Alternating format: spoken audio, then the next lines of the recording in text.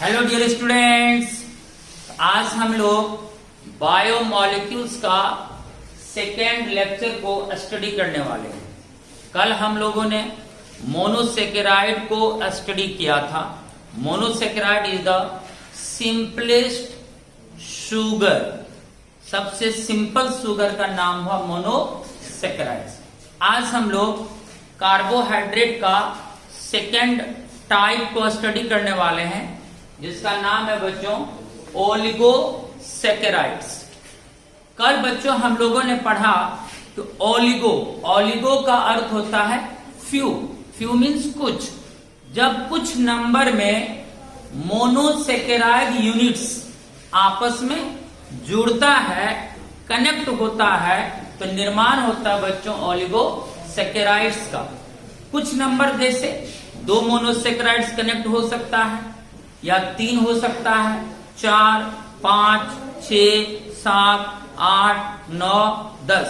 अगर 2 से लेकर 10 तक मोनोसेकेराइड यूनिट्स आपस में जुड़ जाए तो निर्माण करेगा बच्चों ओलिगोसेकेराइड्स का। अब सवाल है बच्चों, अगर ओलिगोसेकेराइड्स को हम डिकम्पोज करेंगे, यानी अगर हम उसका हाइड्रोलाइसिस कर दें, हाइड्रो मीन्स जल, लाइसिस मीन्स टूटना।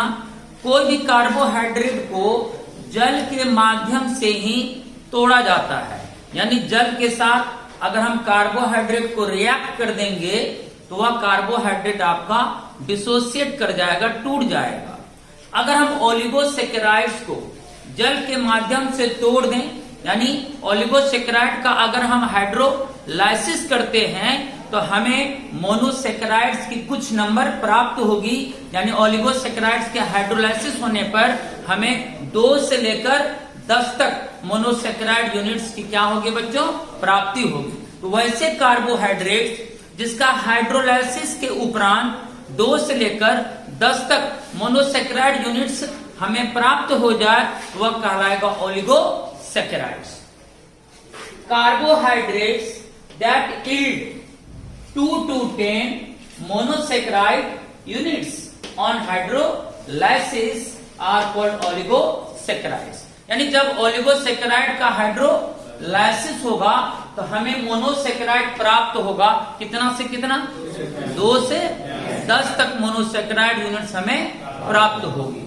बच्चों, they are further classified as, अब बताओ, आपने भी पढ़ा जब कुछ नंबर में मोनोसेकेराइड जुड़ेगा तो बनेगा ओलिगोसेकेराइड।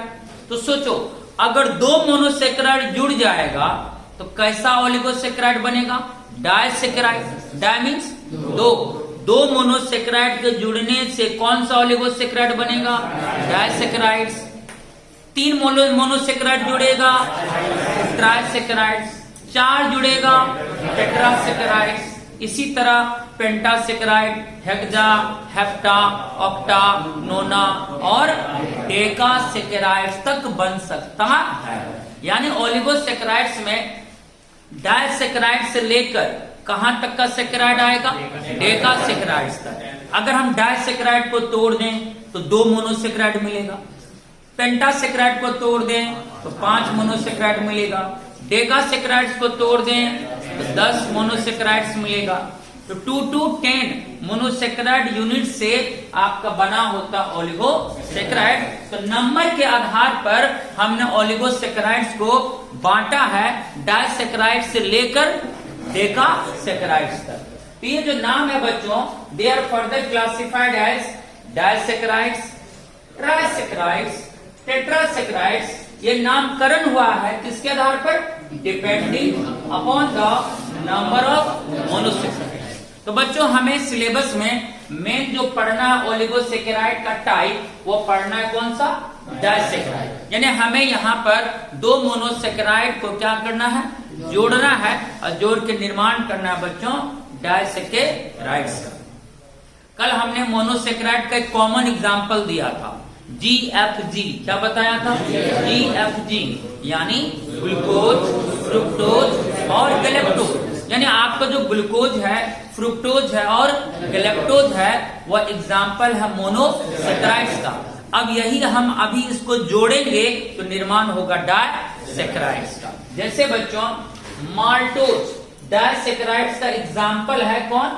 माल्टोज, जिसको माल्ट शुगर के भी नाम से जानते हैं। दूसरा बच्चों सुक्रोज, जो हम लोग घर में चीनी यूज करते हैं, सुक्रोज कैन शुगर के नाम से जानते हैं। नेक्स्ट है बच्चों लैक्टोज यानी मिल्क शुगर, यानी दूध में भी मीठापन होता है, तो दूध में कौन सा शुगर होता है? लैक्टोज। यानी आपका डाइसैकराइड्स का कॉमन एग्जांपल्स हुआ maltose, sucrose and lactose. Maltose, sucrose and lactose. ऐसे आप याद रखेंगे डाइसैकराइड्स का एग्जांपल सुमाला। कौन माला? सुमाला। कौन माला? सुमाला। यानी आप बच्चों एग्जाम्पल के लिए रट लेंगे, मारो टोटल रट्टा सुमाला। सुमाला। सु मीन्स सुक्रोज, मा मीन्स माल्टोज, ला मीन्स लैक्टोज। तो सुमाला, तो सुमाला क्या है? डाइसैकराइड्स है। जी क्या है? मोनोसैकराइड्स है। सुमाला क्या है? डाइसैकराइड्स है। सु का अर्थ क्या हुआ? सुक्रोज। मा का अर्थ क्या हुआ? माल्टोज। ला का अर्थ क्या हुआ? लैक्टोज।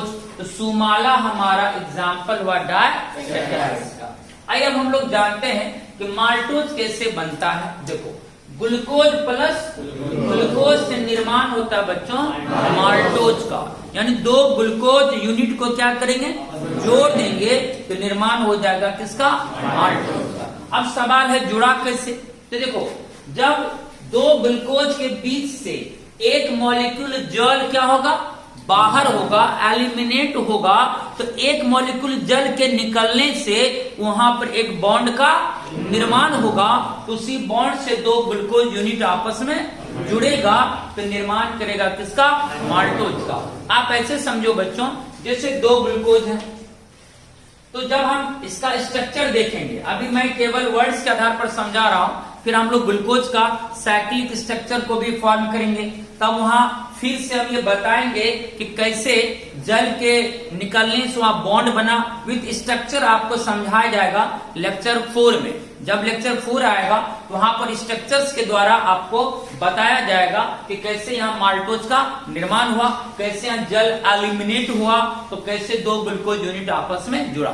अभी आप केवल इतना समझिए कि जैसे दो ग्लूकोज यूनिट है, यहाँ दो में से एक ग्लूकोज का इन्वॉल्व होगा H, क्या इन्वॉल्व होगा? H, और दूसरा ग्लूकोज का इन्वॉल्व होगा OH। एक का क्या इन्वॉल्व होगा? H और एक का OH। जब एक का H और एक OH, H और OH चिपक के क्या बनाएगा? H2O, है कि नहीं? तब यहाँ से दो ग्लूकोज के बीच से एक मॉलिक्यूल जल क्या होगा? बाहर होगा। तब यहाँ जल के निकलने से दो ग्लूकोज के बीच एक बॉन्ड का निर्माण होगा। उस बॉन्ड से दो ग्लूकोज यूनिट आपस में चिपक जाएगा और चिपक कर माल्टोज का निर्माण करेगा। बच्चों आपको पता है ग्लूकोज का फॉर्मूला क्या होता है? C6H12O6, right? तो C6H12O6, यहाँ भी ग्लूकोज है तो C6H12O6। अब दोनों को ऐड करिए, 6 कार्बन कितना हुआ? 12, तो C12 हो गया यहाँ पर। उसके बाद हाइड्रोजन 12 कितना हुआ? 24 हाइड्रोजन में से 2 हाइड्रोजन किस में आ गया? जल में, तो कितना H बचेगा? 22, यहाँ हो जाएगा H22। अब देखो बच्चों ऑक्सीजन 6 कितना हुआ? 12, तो 12 ऑक्सीजन में से एक ऑक्सीजन किस में आ गया? जल में, कितने बचे? 11। इसलिए माल्टोज का सूत्र क्या हो जाएगा? H22O11। उम्मीद करते हैं आप लोग समझ गए होंगे। तो glucose plus glucose equal to maltose. Glucose और फ्रुक्टोज जब आपस में जुड़ता है तो निर्माण करता है किसका बच्चों? सुक्रोज का, यानी कैन शुगर का, जो होम में हम लोग यूज करते हैं। अब देखो बच्चों कल आपको हमने बताया था कि ग्लूकोज हो चाहे फ्रुक्टोज हो चाहे गैलेक्टोज हो, तीनों का मॉलिक्यूलर फॉर्मूला सेम होता है C6H12O6। तो देखो ग्लूकोज और फ्रुक्टोज का फॉर्मूला क्या है? सेम है। फिर यहाँ भी वही बात होगी, 1 मॉलिक्यूल जल दोनों के बीच से बाहर निकलेगा, तो जल के निकलने से एक बॉन्ड का निर्माण होगा और उस बॉन्ड से ग्लूकोज और फ्रुक्टोज यूनिट आपस में जुड़ेगा और जुड़कर सुक्रोज यानी कैन शुगर का निर्माण कर लेगा। इसका भी सूत्र क्या हो जाएगा, C12H22O11 हो जाएगा। नेक्स्ट बच्चों, लैक्टोज जो कि मिल्क शुगर के नाम से जाना जाता है। लैक्टोज का निर्माण होता है बच्चों जब ग्लूकोज और गैलेक्टोज आपस में कनेक्ट होता है, तो निर्माण होता है किसका, लैक्टोज का। जो सूत्र ग्लूकोज का होगा वही गैलेक्टोज का होगा, क्योंकि जो भी हेक्सोज शुगर होता है उसका फॉर्मूला सेम होता है C6H12O6। फिर यहाँ से वही होगा, 1 मॉलिक्यूल जल यहाँ से एल्यूमिनेट होगा, बाहर निकलेगा, उसके थ्रू यहाँ एक बॉन्ड बनेगी, तो ग्लूकोज और गैलेक्टोज यूनिट आपस में जुड़ेगा, आपस में चिपकेगा, तो निर्माण करेगा किसका, गैलेक्टोज का। तो आपने 3 तरह के डायसैकराइड्स को निर्माण होते हुए देखा, सुमाला को, सुक्रोज, माल्टोज, लैक्टोज को, और ये जो तीनों डायसैकराइड्स है इनका भी मॉलिक्यूलर फॉर्मूला क्या होगा, सेम होगा, C12H22O11 होती है। ठीक, अब जरा सा अब माइंड में कैसे रखिएगा कि कौन कौन डायसैकराइड है। तो देखिए सभी के साथ ग्लूकोज कॉमन है, मोनोसैकराइड, ग्लूकोज जो मोनोसैकराइड वो क्या तीनों में कॉमन है, तो ग्लूकोज के साथ किसको ऐड करेंगे, ग्लूकोज को, तो क्या बन जाएगा, माल्टोज। फिर ग्लूकोज के साथ किसको जोड़ेंगे, फ्रुक्टोज को, तो क्या बन जाएगा, सुक्रोज। फिर ग्लूकोज के साथ ही किसको जोड़ा जाएगा, गैलेक्टोज को, तो क्या बन जाएगा, लैक्टोज। एक बार बोलना है, glucose plus glucose gives maltose, glucose plus fructose gives sucrose, अब glucose plus galactose gives lactose.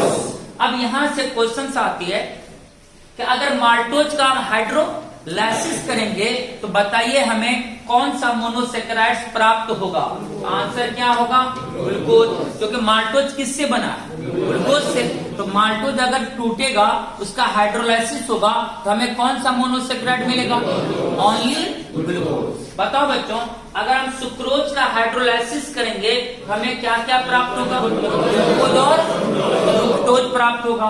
अगर हम लैक्टोज का हाइड्रोलाइसिस करेंगे तो हमें क्या प्राप्त होगा, ग्लूकोज और लैक्टोज प्राप्त होगा।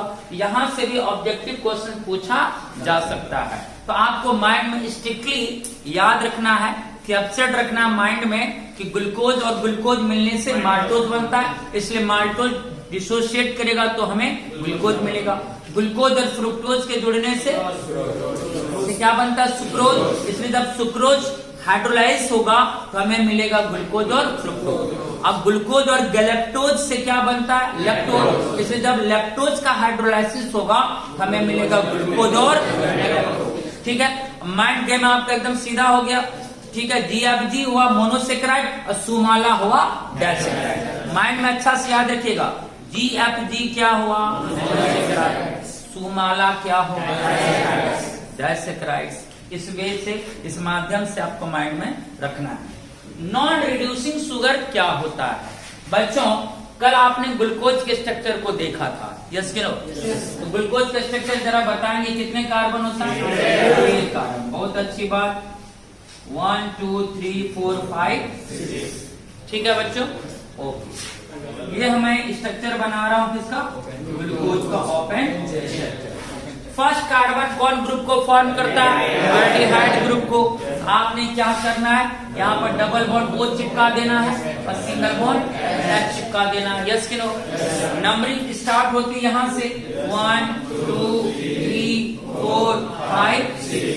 सभी जो रेस्ट कार्बन बचे, इतने कार्बन सभी से क्या जुड़ेगा, OH ग्रुप, हाइड्रोक्सी ग्रुप, जैसे बॉन्ड OH।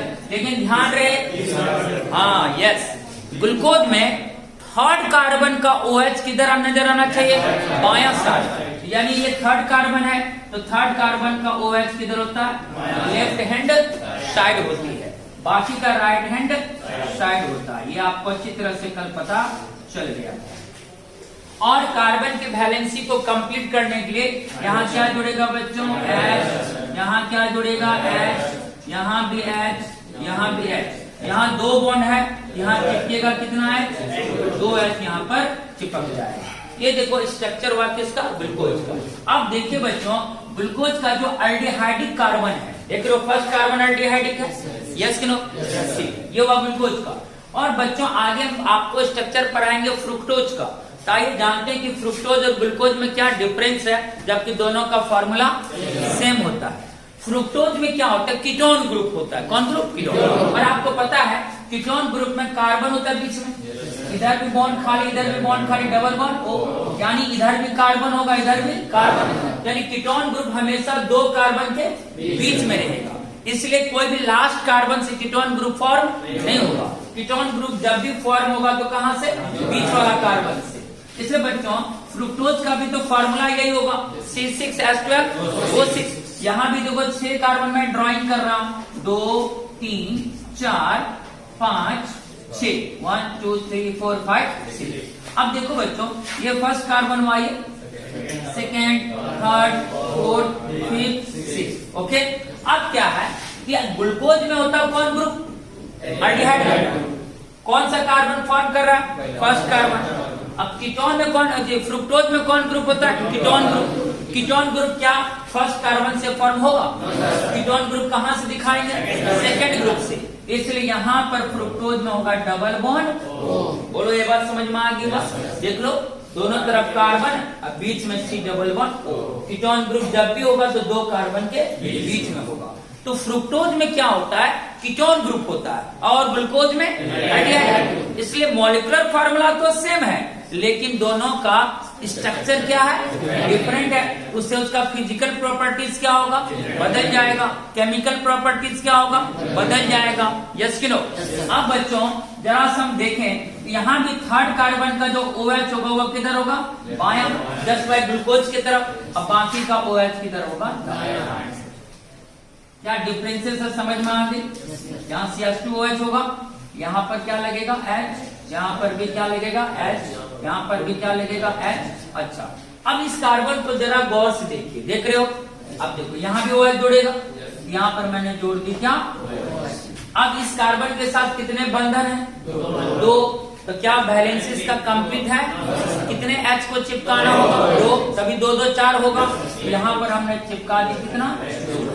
अब बताओ ये किसकी संरचना है, फ्रुक्टोज की।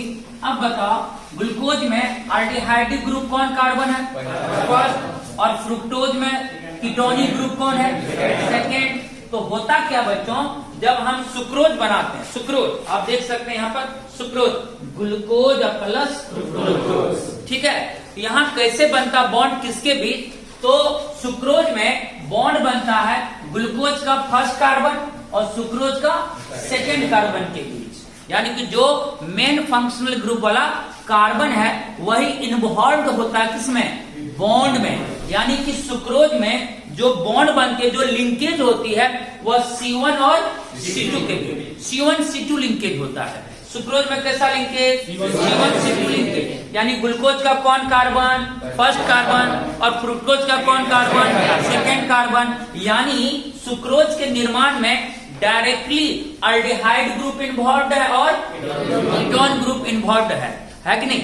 अगर दोनों का मेन ही ग्रुप बॉन्ड से क्या हो जाए, लिंक्ड हो जाए, वो आपका कहलाएगा कैसा शुगर, नॉन रिड्यूसिंग शुगर। कैसा कहलाएगा, नॉन रिड्यूसिंग शुगर। का अर्थ हुआ कि अगर अल्डिहाइडिक ग्रुप और कीटोनिक ग्रुप बॉन्ड से क्या हो जाए, बॉन्डेड हो जाए, बॉन्ड से क्या हो जाए, बंध जाए, यानी वह कार्बन आपका फ्री ना रहे। जो मेन ग्रुप वाला कार्बन है वही बॉन्ड से क्या है, बंधा हुआ है, तो वह आपका कहलाएगा कैसा शुगर, नॉन रिड्यूसिंग शुगर। तो नॉन रिड्यूसिंग शुगर का एग्जाम्पल कौन होगा बताओ, सुक्रोज। कौन होगा, क्यों, क्योंकि इसमें अल्डिहाइडिक ग्रुप और फ्रुक्टोज का कीटोनिक ग्रुप बॉन्ड में इन्वॉल्व है। दोनों का मेन ही ग्रुप बॉन्ड से कनेक्टेड है, चिपका हुआ है, इसलिए वह कहलाएगा non reducing sugar, non reducing sugar. ये बात समझ में आ गई बात।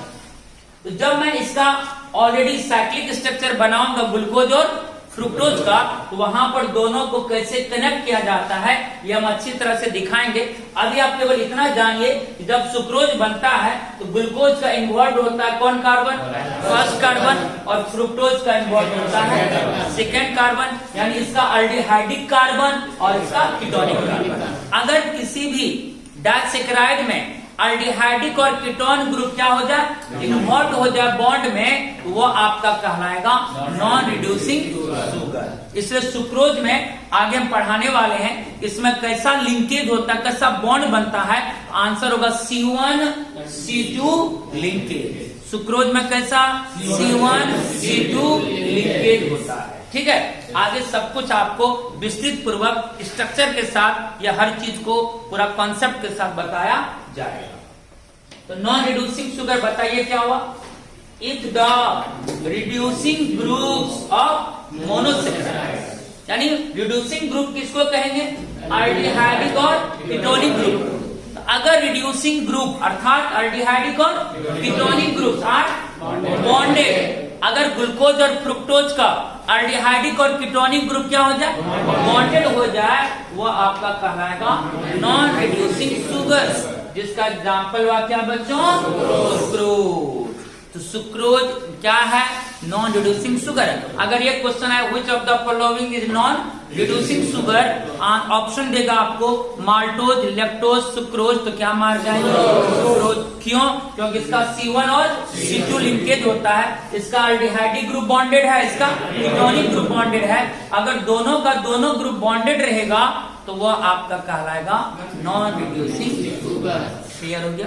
अब रिड्यूसिंग, रिड्यूसिंग का मतलब क्या होना चाहिए, ओ इसका जो है टोटली ग्रुप बॉन्डेड नहीं होगा, यानी कंप्लीटली अल्डिहाइडिक या कीटोनिक ग्रुप इसमें बॉन्डेड नहीं रहता है, यानी अल्डिहाइडिक और कीटोनिक ग्रुप क्या रहेगा, फ्री रहेगा। क्या रहेगा, फ्री, यानी वो बॉन्ड से फ्री रहेगा, तो वह नॉन रिड्यूसिंग ना होकर रिड्यूसिंग हो जाएगा। तो देखो, शुगर्स इन व्हिच अल्डिहाइडिक और ketonic groups are free called reducing sugar. जैसे माल्टोज जो बनता है ग्लूकोज प्लस ग्लूकोज से, तो दोनों का ग्रुप मेन ग्रुप बॉन्ड से इन्वॉल्व नहीं होता।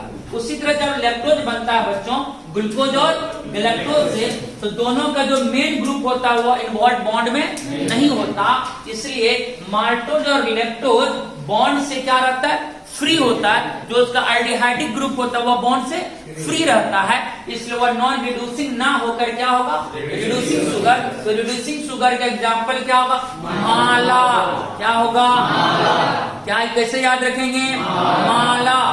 माला में माँ का मतलब माल्टोज, ला का मतलब लैक्टोज। तो माला क्या है, रिड्यूसिंग शुगर है। माला क्या है, रिड्यूसिंग शुगर है। और सुक्रोज है आपका नॉन रिड्यूसिंग शुगर। तीन तरह का आपने डाइसैकेराइड्स को पढ़ा, सुमाला, क्या पढ़ा, सुक्रोज पढ़ा, माल्टोज पढ़ा, लैक्टोज पढ़ा, जिसमें सुक्रोज हो गया आपका नॉन रिड्यूसिंग शुगर, बच गया क्या, माला। तो माला किसमें आ गया, रिड्यूसिंग शुगर में। तो माल्टोज और लैक्टोज क्या होता है बच्चों, रिड्यूसिंग शुगर होता है। क्यों, क्योंकि इसका अल्डिहाइडिक और कीटोनिक ग्रुप कंप्लीटली बॉन्ड से लिंक्ड नहीं होता, इसलिए होता है बच्चों रिड्यूसिंग शुगर। अगर एग्जाम आए which of the following is reducing sugars, तो जिसमें माला होगा ऑप्शन में वही आपका आंसर होगा। चाहे ऑप्शन में माल्टोज रहेगा या लैक्टोज रहेगा, वही हमारा क्या हो जाएगा बच्चों,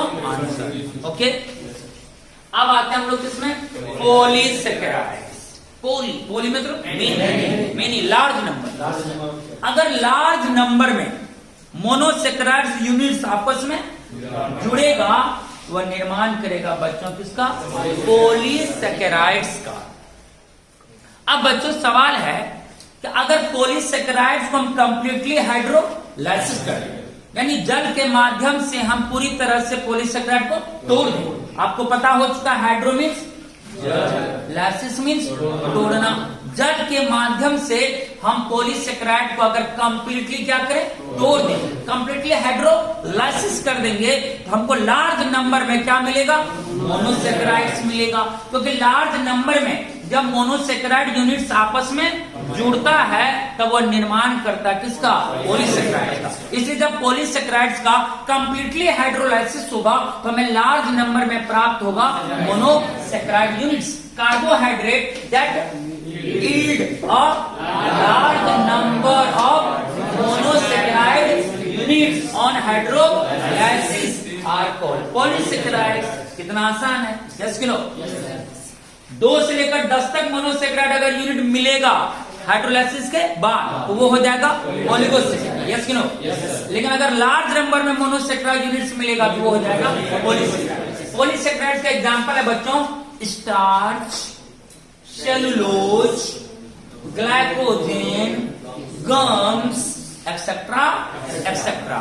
ये सब है बच्चों पॉलीसेक्राइड्स। क्या बच्चों? पॉलीसेक्राइड। बच्चों कल मैंने एक पॉइंट बताया, जैसे जैसे मोनोसेक्राइड्स का नंबर बढ़ता जाता है मीठापन बढ़ता जाता है। इसलिए सबसे ज्यादा मीठापन होता मोनोसेक्राइड्स में, उससे कम मीठापन होगा ओलिगोसेक्राइड्स में। लेकिन पॉलीसेक्राइड में तो मोनोसेक्राइड्स का नंबर बहुत ज्यादा है।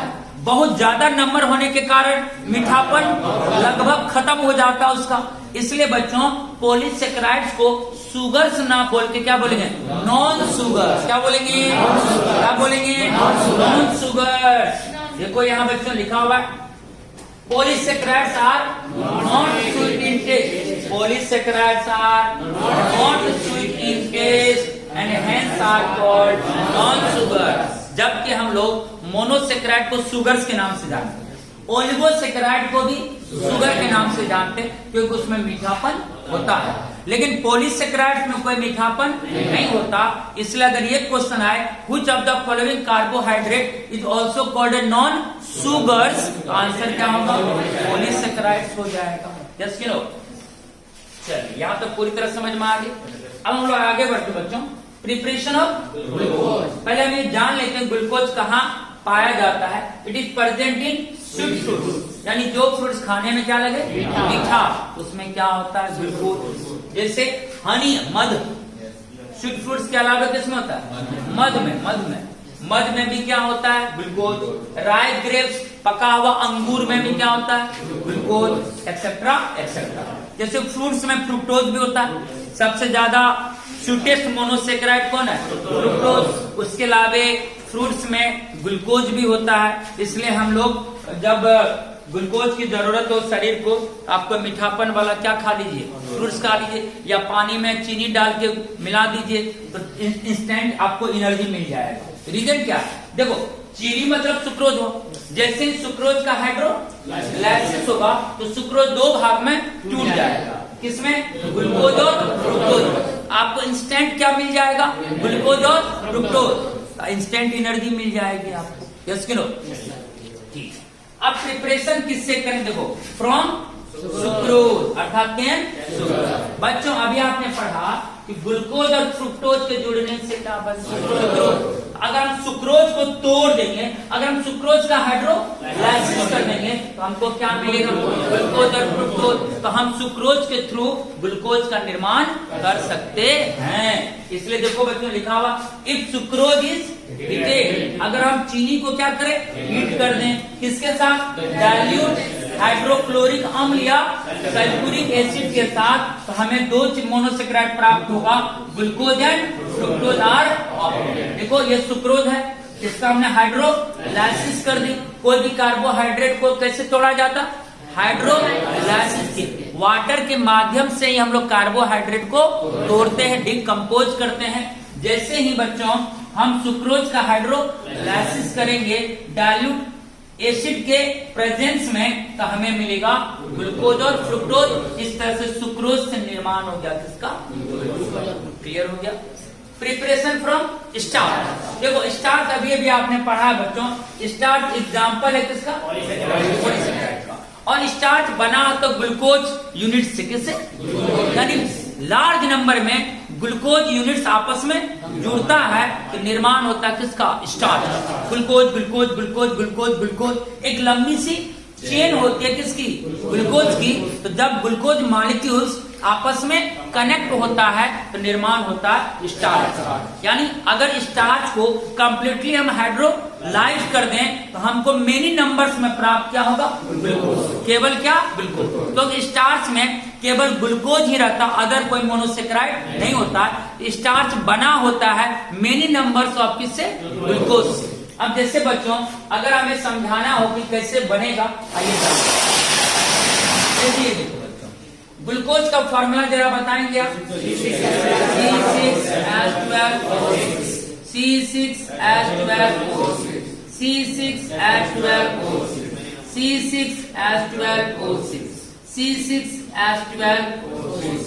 इसी तरह से डॉट डॉट डॉट और भी ग्लूकोज होगा बहुत सारा, मेनी नंबर में, लार्ज नंबर में ग्लूकोज मॉलिक्यूल। अब देखो, अब ये सारा ग्लूकोज अगर क्या हो जाए, जुड़ जाए तो निर्माण कर लेगा किसका, स्टार्च। इसका निर्माण कर लेगा स्टार्च। लेकिन जुड़ता कैसे, आपने पढ़ा अभी, जब दोनों के बीच से क्या निकलेगा, जल। चले यहाँ से क्या एलिमिनेट हुआ, जल। फिर दो ग्लूकोज के बीच से क्या निकलेगा, जल। दो ग्लूकोज के बीच से क्या निकला, जल। दो ग्लूकोज के बीच से क्या निकलेगा, जल। इसी तरह से होता रहेगा। अब बताओ बच्चों, अगर जल यहाँ से एलिमिनेट होगा, यहाँ क्या बन जाएगा, बॉन्ड बन जाएगा।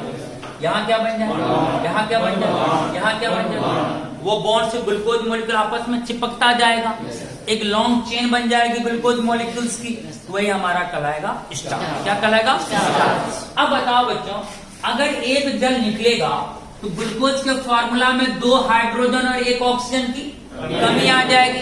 यस कि नो, यस कि नो।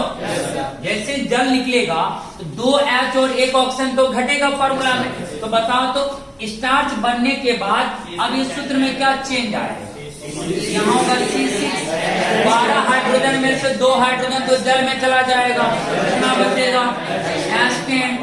6 ऑक्सीजन में से 1 ऑक्सीजन जल में चला जाएगा, 5 ऑक्सीजन बचेगा। बोलो ये बात समझ में आई। अब देखो ये हो गया। अब यहाँ क्या बन जाएगा, बॉन्ड, जल निकला तो बॉन्ड बनेगा।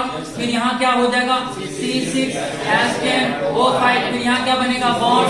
फिर क्या होगा, C6H10O5 क्या बन जाएगा, बॉन्ड। फिर यहाँ को C6H10O5। इसी तरह से आपका बन गया क्या, स्टार्च। इस तरह से और भी जुड़ा रहेगा, ये स्ट्रक्चर बन गया बच्चों किसका,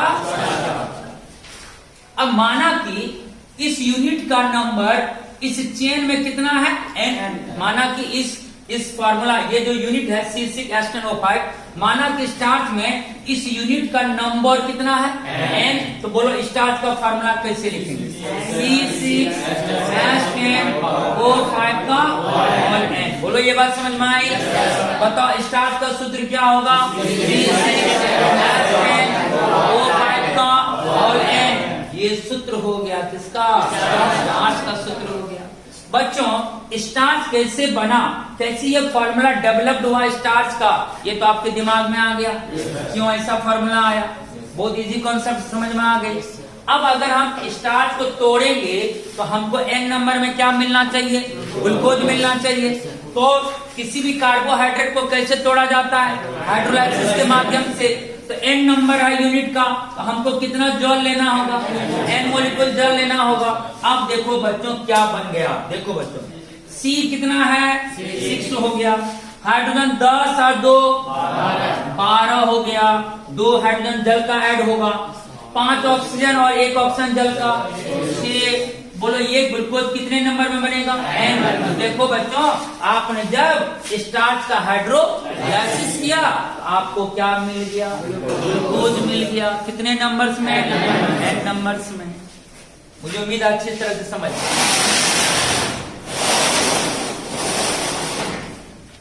तो from starch glucose is obtained by hydrolysis of starch by heating with the dilute acid. जब हम लोग बच्चों स्टार्च का हाइड्रोलाइसिस करेंगे डाइल्यूट एसिड के प्रेजेंस में, तब हमें n नंबर में क्या मिलेगा, इस तरह से आपने सुक्रोज का हाइड्रोलाइसिस करके ग्लूकोज पाया, स्टार्च का हाइड्रोलाइसिस करके ग्लूकोज पाया। ये था इसका प्रिपरेशन ऑफ ग्लूकोज।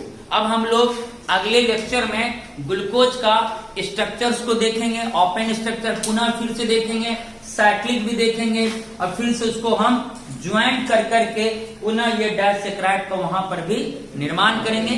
कैसे बॉन्ड बनती है, कैसे वाटर बीच से एलिमिनेट होती है, ये सारी चीजों की जानकारी आपको दी जाएगी। तो क्या मैं अब कुछ सवाल आपसे कर सकता हूँ? बताओ सबसे स्वीटेस्ट शुगर इन तीन में से कौन होगा? Monosaccharide, oligosaccharide, polysaccharide.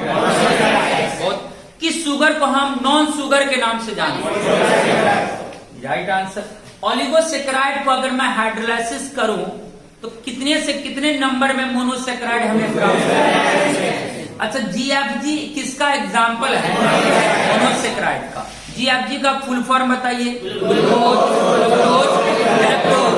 अच्छा बताओ बच्चों, ओलिगोसेक्राइड तो कई टाइप्स की होती है। ओलिगोसेक्राइड होता है डाइसेक्राइड, ट्राइसेक्राइड, डेकासेक्राइड तो होता है, लेकिन मेन हम लोग को कौन सा पढ़ना है? तो डाइसेक्राइड का मेन कितना एग्जाम्पल है? फकरा के अकॉर्डिंग बोलो क्या? माला। सु का मतलब माँ का मतलब ला का मतलब ग्लूकोज। ग्लूकोज जुड़ने से क्या बनता है? ग्लूकोज और फ्रुक्टोज के जुड़ने से ग्लूकोज और गैलेक्टोज के जुड़ने से लैक्टोज। किसको मिल्क शुगर के नाम से जानते हैं? लैक्टोज। किसको केन शुगर के नाम से जानते हैं? किसको बच्चों हम माल्ट शुगर के नाम से जानते हैं? माल्टोज को। किसको? मैं उम्मीद करूं कि आपको ये पूरी क्लास अच्छी तरह से समझ में आ गई होगी। इससे जो भी क्वेश्चंस आएंगे ऑब्जेक्टिव आप सॉल्व कर लेंगे। हाँ ठीक है। सुक्रोज का हाइड्रोलाइसिस होगा तो क्या मिलेगा? ग्लूकोज और फ्रुक्टोज। माल्टोज का हाइड्रोलाइसिस होगा ओनली ग्लूकोज मिलेगा। लैक्टोज का हाइड्रोलाइसिस होगा ग्लूकोज और लैक्टोज। स्टार्च का अगर कंप्लीटली हाइड्रोलाइसिस कर दें तो क्या मिलेगा? ग्लूकोज मिलेगा, क्योंकि वो ग्लूकोज यूनिट का ही चेन है। यस कि नो? ये थी आज की कहानी। अगर किसी को स्क्रीनशॉट लेना हो तो ले लीजिए, 5 सेकंड का टाइम है, आप ले सकते हैं। इसमें से कौन बताओ सुमाला में कौन नॉन रिड्यूसिंग शुगर है? सुमाला में कौन रिड्यूसिंग शुगर है? माल्टोज और तो उसका जो अल्डिहाइडिक और कीटोनिक ग्रुप होता है वो कंप्लीटली बॉन्ड में लिंक्ड नहीं होता, वो हो गया रिड्यूसिंग। लेकिन जो सुक्रोज बनता है उसमें ग्लूकोज और फ्रुक्टोज दोनों का जो मेन ग्रुप होता है अल्डिहाइडिक ग्रुप और कीटोनिक ग्रुप, वो बॉन्ड के साथ लिंक्ड होता है, इसलिए वो हो गया non reducing sugar. Is that clear now? ठीक है। और अगले लेक्चर में फिर थर्ड लेक्चर होगा बायोमोलिक्यूल्स का बच्चों। तब तक के लिए अपना ख्याल रखें और हिम्मत के साथ पढ़ते रहें और आगे बढ़ें। Take care and bye.